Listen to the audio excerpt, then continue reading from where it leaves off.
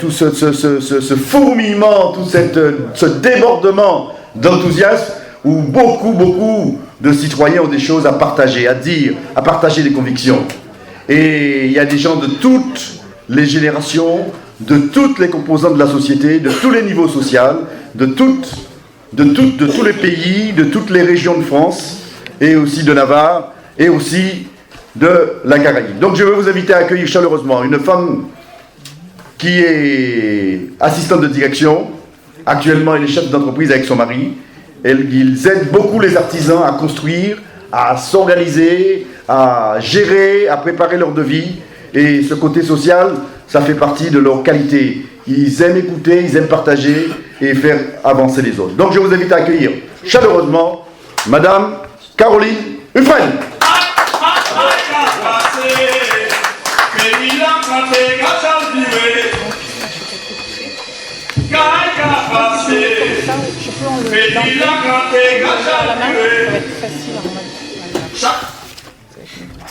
Bonsoir à tous. Bonsoir. Bon, j'espère que je ne vais pas tousser, j'ai un peu le rhume ce soir, donc vous m'excuserez si je tousse un peu. Je vais faire ce que je peux. Alors ce soir, je voudrais vous parler des arguments de campagne de notre maire actuelle, parce qu'il y a vraiment des choses qui me choquent et que je juge bon de souligner. Donc le thème, c'est les mensonges et les contre-vérités. Alors, Maryse Sol établit sa campagne électorale sur l'argument que les centres de formation ont réouvert. Ça, on ne peut pas le laisser lui dire ça parce que ce n'est pas possible. C'est un mensonge. La MFR de Marie-Galante a été liquidée parce qu'elle n'arrivait pas à se faire payer et que ses dettes se sont accumulées. Le conseil régional a mis à sa place la MFR de vieux habitants. Ce n'est pas la même structure. C'est une structure de Guadeloupe qui est venue reprendre les formations en cours. On en sait quelque chose, avec mon mari, on a un apprenti. Donc on a re-signé un nouveau contrat. Ce n'est plus la MFR de Marie-Galante. La MFR de Marie-Galante a fermé ses portes. Et moi, ce qui me choque, c'est qu'on a préféré mettre un centre de formation de Guadeloupe à la place d'un centre de formation Marie-Galantais qu'on aurait pu aider à s'en sortir. Donc cette fermeture, à mon avis, a été voulue. Pour le centre Hibiscus, même chose, le centre Hibiscus n'existe plus. On a mis à la place l'école de la deuxième chance. L'école de la deuxième chance, c'est une structure de Guadeloupe aussi, qui a son siège à Jarry.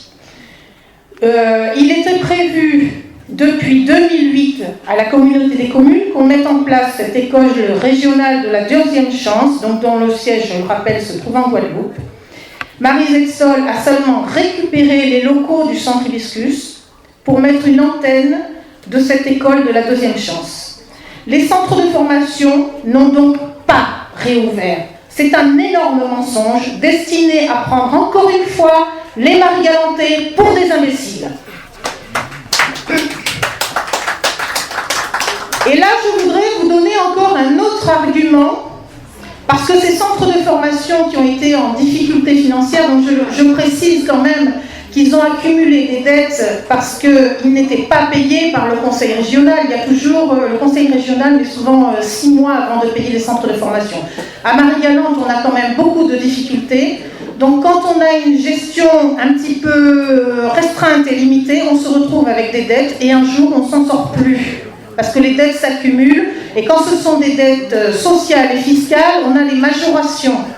On en sait quelque chose, puisqu'on connaît pas mal d'entreprises qui sont dans cette problématique.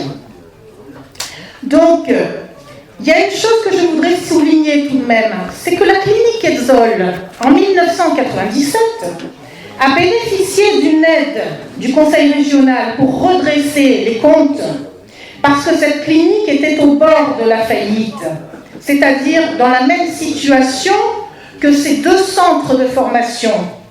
Elle était au bord de la faillite et elle a touché l'équivalent de 300 000 euros, 2 millions de francs à l'époque, 300 000 euros. Donc, la clinique Edzol, je le répète, était dans la même situation que nos 2 centres de formation qui ont fermé les portes. Seulement elle a bénéficié d'une aide de 2 millions de francs. Pourquoi Madame Hetzel, en tant que conseillère régionale, n'a-t-elle pas fait bénéficier le centre Hibiscus et la MFR de la même faveur?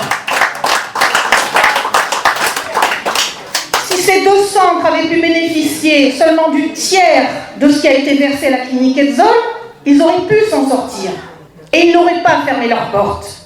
Donc les faveurs ne sont que pour les élus? Ou alors pour les aristocrates de Marie-Galante? C'est une question que je pose, je ne donne pas de réponse. Deuxième argument de campagne qui me choque aussi.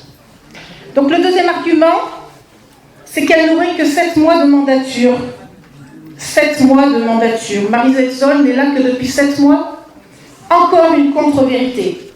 Patrice Tirolien a quitté Marie-Galante pour assumer son poste de député européen. Donc Madame Hetzel assume les fonctions de maire depuis 2009, soit depuis 5 ans. Et pas depuis 7 mois, je suis désolée. Elle est également conseillère régionale depuis 12 ans, pas depuis 7 mois.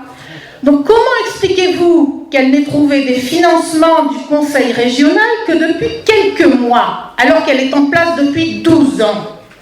La raison, c'est qu'elle se moque totalement de Marie-Galante et de ses habitants. La seule chose qui l'intéresse est d'accéder au pouvoir.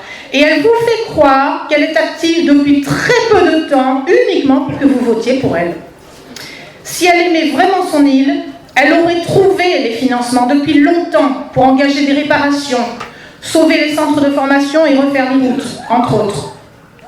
Mais elle a attendu que Patrice Tirolien lui laisse la place officiellement avant d'agir. Et écoutez-moi bien les amis, si l'ancien maire ne lui avait pas laissé la place, aucun des travaux que vous voyez là n'aurait été amorcé. Mettez-vous bien ça en tête. Chacune de ces actions a pour seul but d'accéder au pouvoir.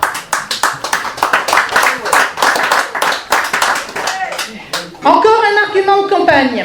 Les promesses faites aux jeunes. Vous avez remarqué qu'elle base sa campagne sur les jeunes.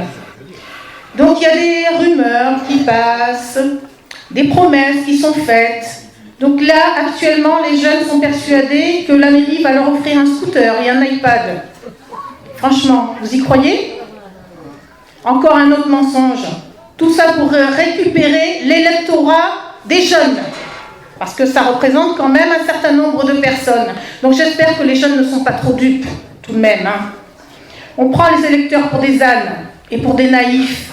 Les impôts ont augmenté d'environ 40%.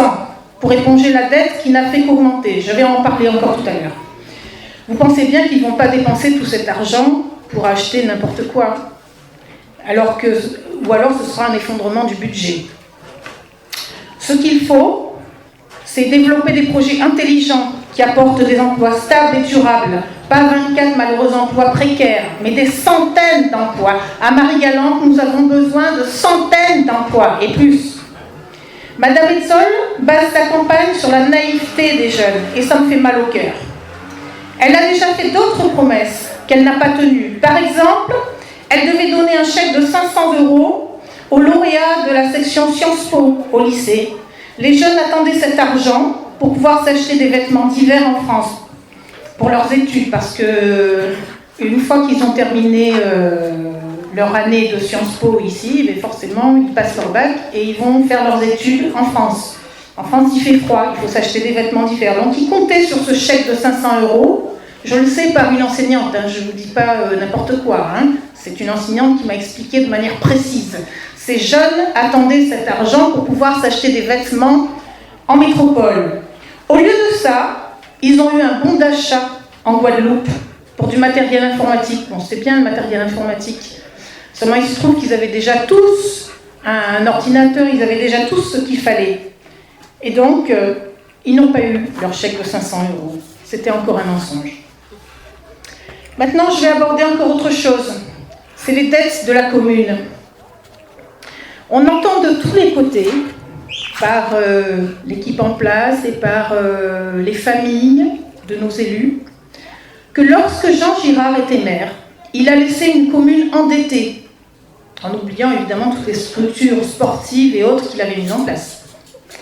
Eh bien aujourd'hui, donc il vous dit ça comme si la commune actuelle était parfaitement saine financièrement.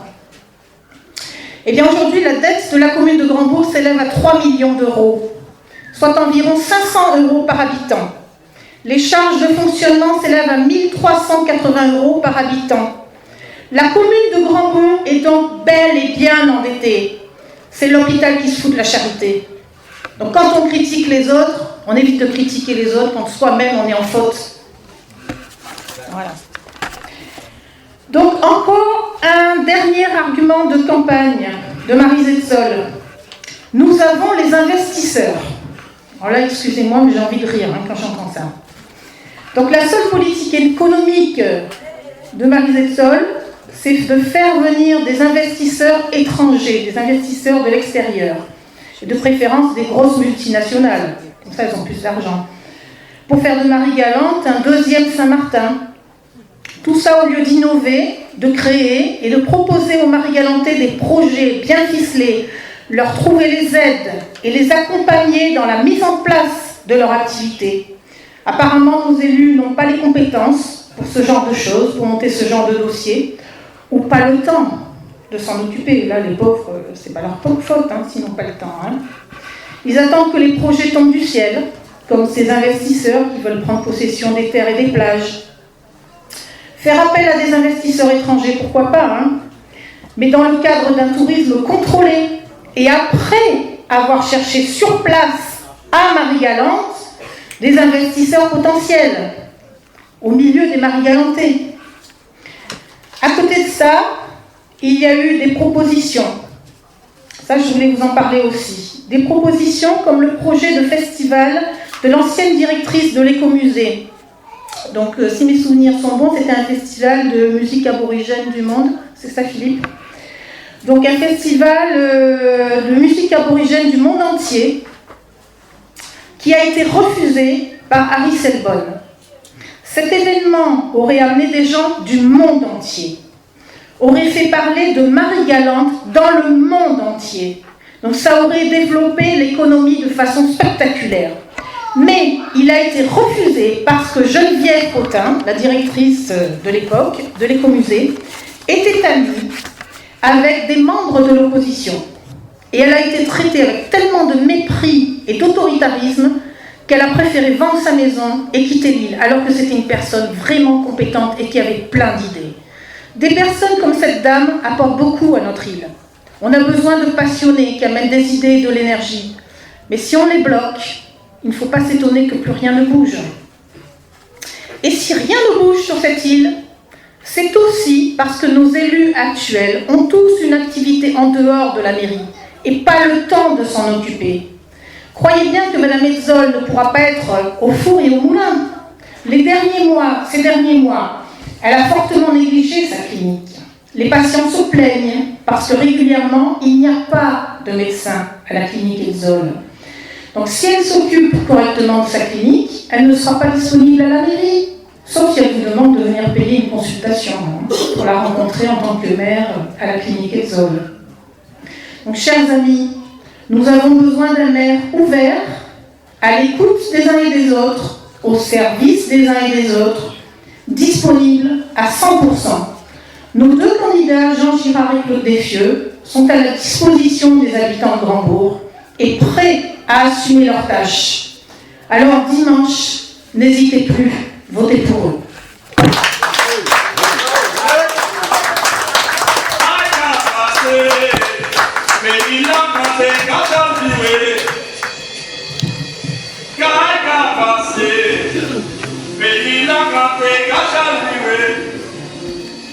Chaque matin, les mains levées.